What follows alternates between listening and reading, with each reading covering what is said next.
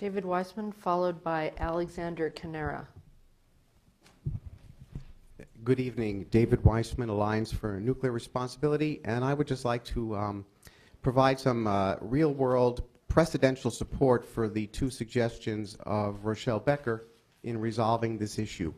First was her no alternative, that is to say, as we've heard, allowing the plant to continue to operate till the end of its current license with no opportunity or a chance for renewal beyond that. The precedent for that occurred in 2010 with not exactly a sister agency, but a cousin agency of yours, and that was the New Jersey Department of Environmental Protection. Facing exactly the same situation, the operators of the Oyster Creek reactor, who had 20 years now available on their license, were told by the Department of Environmental Protection that the Barnegat Bay of New Jersey required protection for its marine life and that they would be required to install cooling towers. The utility, much as we heard today, came forward and said that's absolutely and wholly too expensive and not worth the cost of the project. They did have the years remaining on the license. The Department of Environmental Protection said, let's compromise. We'll give you half the remaining time. Came to 9 years. And they said, but at the end of the 9 years, that's it. The reactor closes. The fishing communities there, the marine communities, all considered that a success. It was not subsequently challenged in a court action. And the documents and the agreement are available for your perusal on the web to see how the state of New Jersey resolved that.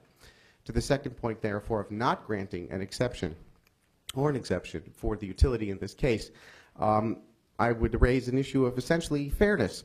We heard, for example, from Mr. Freeman that in response to the edict, the Los Angeles Department of Water and Power had the opportunity or went ahead with the effort to go ahead and fix the problem and deal with it at their facilities that used once-through cooling. And they invested the money and they took the time and the technology to do that. And that's one way to deal with the project. They paid the money.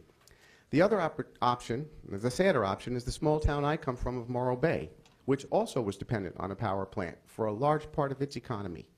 And it required once-through cooling. And as we know, the Morro Bay Dynegy Corporation and ultimately the subsequent owners decided that, among other things, the cost of complying with once-through cooling was it, and they pulled out of Morro Bay. It ended last year.